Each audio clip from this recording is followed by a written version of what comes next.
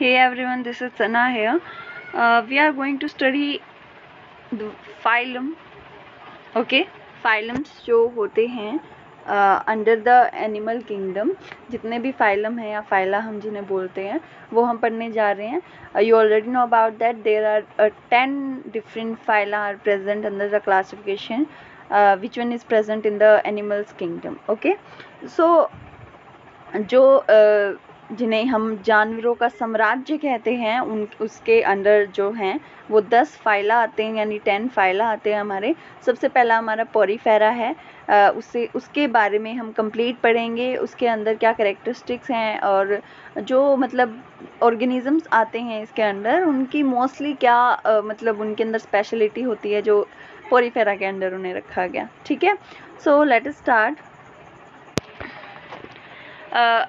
About the characteristics of Porifera. ठीक है, सबसे पहले तो ये कि पोरीफेरा का नाम पोरीफेरा इसलिए है बिकॉज POR मीन्स पोर्स. ठीक है, जितने भी ऑर्गेनिजम्स इसके अंडर आते हैं पोरीफेरा के अंदर रखे गए हैं वो सभी ये जो एनिमल्स हैं उनकी बॉडी जो है उनके ऊपर बहुत टिनी पोर्स प्रेजेंट होते हैं. Organism with holes all over the body, उनकी कंप्लीट बॉडी के ऊपर जो है वो होल्स प्रेजेंट होते हैं. Body differentiation into tissues in is minimum. Means ये है कि सेलुलर लेवल ऑफ ऑर्गेनाइजेशन जो है उसको फॉलो करते हैं. टिश्यूज़ के अंदर इनका डिफ्रेंशिएशन बहुत कम है.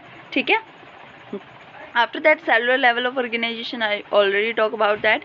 इनके अंदर जो है cellular level of organisation present होता है. Fine.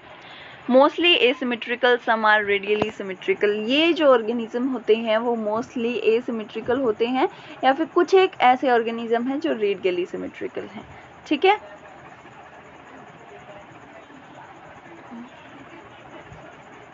Prefer marine habitats. It's means that जो ये ऑर्गेनिजम्स हैं वो प्रेफर करते हैं मेराइन हैबिटेट, मतलब पानी के अंदर रहने वाला जो एनवायरनमेंट होता है. टर्म्ड एज स्पॉन्जीज, और सिंपल भाषा में इन्हें हम स्पॉन्जीज भी कहते हैं. और ये दिखते भी स्पॉन्जी जैसे टाइप है इनकी बॉडी. देखिए एक बार ध्यान से स्क्रीन पे.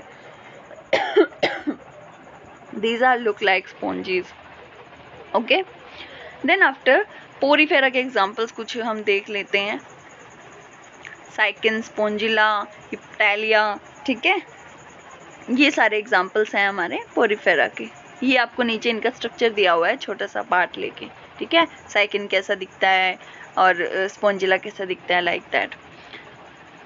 अब हम पोरीफेरा के अंदर स्ट्रक्चर आता है. सबसे पहले किसका स्ट्रक्चर है ये हमने अभी पढ़ा था. This is Sycon, this is Spongilla. Spongilla और साइकिन के बारे में हम पढ़ेंगे इस वाली वीडियो में. ठीक है, so this is the broad structure of Sycon. Broad नहीं कह सकते but zoom structure of Sycon. Fine, इसका स्ट्रक्चर हम पढ़ेंगे. इसके अंदर क्या क्या खास होता है. Hard protective covering outside the body. Body की जो बाहर की कवरिंग है वो हार्ड और प्रोटेक्टिव होती है जिसे हम स्केलेटन कहते हैं.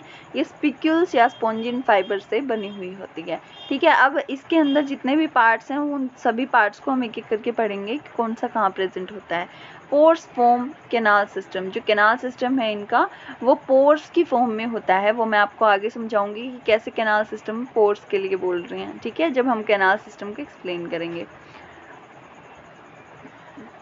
सो let us start about no. देखो सबसे पहले ओस्टिया. ओस्टिया क्या होता है. Minor pores on the body through which water enter. ऐसे छोटे छोटे पोर्स जिनके अंदर से पानी एंटर करता है. These are called as ostia. ठीक है, तो एक बार एरो दिखेगी अभी जस्ट आपको. ये वाला जो एरिया है इसको हम ओस्टिया कहते हैं. यहाँ से जो है इसकी बॉडी के अंदर पानी एंटर करता है और ऊपर जो इसकी ओपनिंग है यानी माउथ हम कह सकते हैं इसका, इसको हम ओस्कुलम कहते हैं. ठीक है, आगे पॉइंट आएगा हमारे पास. दिस इज कॉल्ड ओस्कुलम, जो हमारी ओपनिंग है सेंट्रल कैविटी के अंदर जो कि कनेक्ट करती है inside and outside the body of the organism. After that spongocoel. Spongocoel क्या होता है. Central cavity surrounded by 2 layers of the cell. 2 जो लेयर होती है उनसे सराउंडेड होती है और जो बीच में आपको ये कैविटी नज़र आ रही है, खाली जगह है. कैविटी मैंने आपको बताया था सीलम और कैविटी क्या होता है. So this is called as spongocoel. Spongocoel देखो COEL लास्ट में जो लिखा हुआ है वो सीलम से आप वो कर सकते हो, वही चीज़ है. ठीक है, उसके बाद है हमारा these are called as flagellated cells, ठीक है, फ्लैजिलेटेड सेल्स कहते हैं हम ये जो न्यूक्लियली प्रेजेंट हैं इसके बीच में। आगे आपको लाइनिंग शो होगी या काइनोसाइट्स, ठीक है।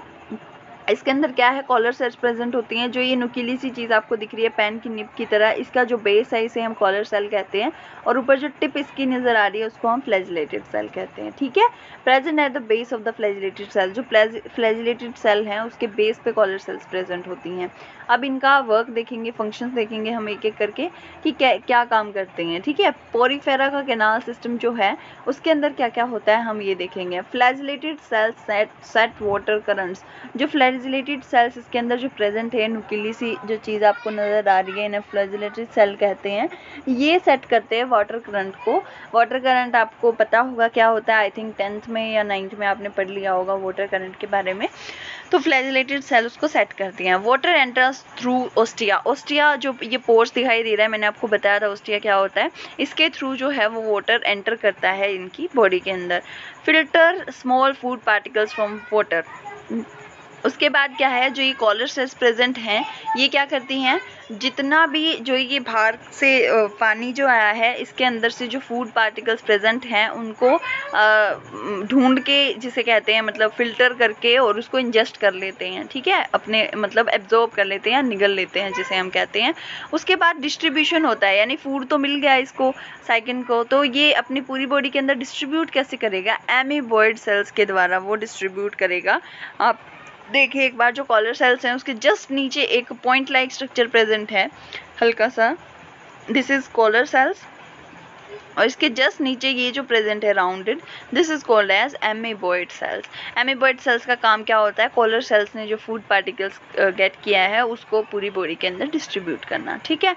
Water goes out through osculum of spongocoel, जो वाटर है बाकी जो बॉडी के अंदर पानी बचा हुआ है उसको ओस्कुलम के थ्रू, ओस्कुलम बताया था मैंने ऊपर प्रेजेंट होता है, जो इसका माउथ लाइक स्ट्रक्चर है सेंटर में, इसके थ्रू जो है स्पॉन्जिल और ओस्कुलम के थ्रू जो वाटर प्रेजेंट है वो सारा बाहर एग्जर्ट आउट हो जाता है, ठीक है।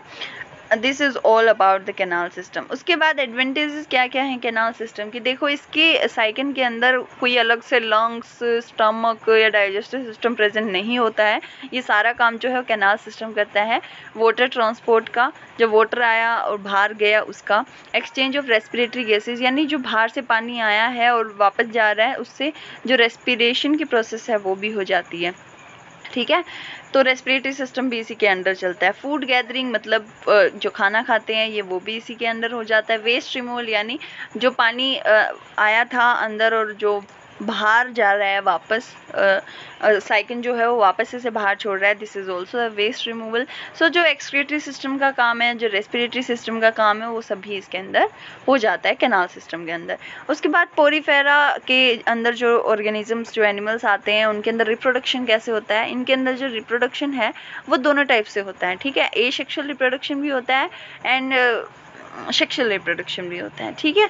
Then we are talking about sexual reproduction first. इसके अंदर क्या होगा, जो रिप्रोडक्शन है वो फ्रेगमेंटेशन तरीके से होगा। फ्रेगमेंटेशन आपको पता है क्या होता है कि आपके अभी भी स्क्रीन पे डेफिनेशन आएगी, parents break into multiple pieces on maturity. जब कोई भी जो पेरेंट्स हैं, एनिमल जो है वो जब मेच्योर होते हैं तो अपने आप को, अपनी बॉडी को मल्टीपल पीसेस में कन्वर्ट कर लेते हैं, each of which gives rise to a new individual. जितने पीसेस में कन्वर्ट करते हैं उतने पीसेस से नए इंडिविजुअल्स जो हैं वो बनते हैं, ठीक है। उसके बाद है सेक्सुअल रिप्रोडक्शन। उसके अंदर क्या होता है, आपको पता है सेक्सुअल रिप्रोडक्शन क्या होता है। इसके अंदर फ्यूजन ऑफ गैमेट्स होता है, मतलब मेल और फीमेल जो गैमेट्स हैं वो फ्यूज़ करते हैं, जिसकी वजह से बेबी जो है वो कंसीव होता है।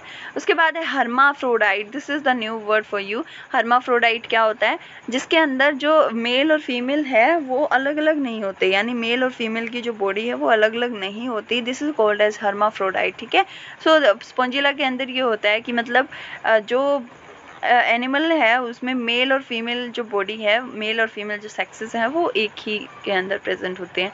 दूसरी बात ये कि मैंने आपको बताया था एनिमल किंगडम जब स्टार्ट हो रहा था कि इसके अंदर कुछ मोबाइल और कुछ इमोबाइल भी ऑर्गेनिजम्स होते हैं। तो पोरीफेरा के अंदर ऐसे ऑर्गेनिजम्स आते हैं जो मोबाइल नहीं होते, मीन्स वो अपनी जगह से हिलते नहीं हो, एज अ पत्थर की तरह जैसे एक जगह पर रहते हैं। सो वो ऐसे ही होते हैं जैसे स्पॉन्जिला है। ऐसा क्यों है? क्योंकि इनके अंदर मसल्स प्रेजेंट नहीं होती हैं, तो इसलिए इमोबाइल हैं, यानी अपनी जगह से हिलडुल नहीं सकते। So why we are talking about the mobile and immobile things, you understand I thought. So Porifera के अंदर वो ऑर्गेनिजम्स आते हैं, ठीक है। Thank you so much for watching this video, और आई होप आपको ये समझ में आ गया होगा। और लास्ट ये पॉइंट आपका रह गया है इंटरनल फर्टिलाइजेशन, मतलब ये जो फर्टिलाइजेशन बॉडी के अंदर होता है उसको हम कहते हैं इंटरनल फर्टिलाइजेशन, ठीक है। इंटरनल और आउटसाइड ऑफ द बॉडी, आपको पता है कि जो फर्टिलाइजेशन है वो 2 टाइप से होता है। सो ये पॉइंट्स हैं वो 9th-10th में आपके क्लियर हो जाते हैं। मोस्ट प्रोबेबली आपका ये है जो कैरेक्टरिस्टिक्स मैंने बताई हैं और जो इनके बारे में बताया हो आप पढ़ें, और इसका अच्छा सा डायग्राम के साथ आप नोट्स बनाएं, ठीक है। Thank you so much for watching this video again.